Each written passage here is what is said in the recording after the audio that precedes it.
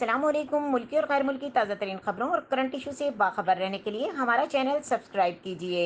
रुख करेंगे रियाज का, जहां से रिपोर्ट कर रहे हैं हमारे नुमाइंदे सैयद काशिफ अली शाह। दुबई लॉटरी में तारिक नामी सऊदी शहरी ने 37,50,000 रियाल जीत लिए। अरब मीडिया की रिपोर्ट के मुताबिक दुबई ड्यूटी फ्री लॉटरी में सऊदी शहरी ने 10 लाख डॉलर जीते। शहरी का नाम तारिक है और वो बहरीन में मुकीम है। रिपोर्ट में बताया गया है कि दुबई ड्यूटी फ्री लॉटरी इंतजामिया के मुताबिक इनाम जीतने वाला सऊदी शहरी 2002 से टिकट खरीदकर किस्मत आजमाई कर रहा था और अब उसका नसीब चमक उठा।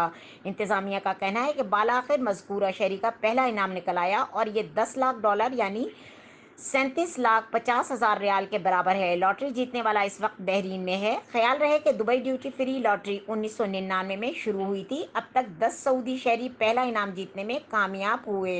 मजीद खबरों और अपडेट के लिए हमारे साथ रहें। के न्यूज़ चैनल इंटरनेशनल।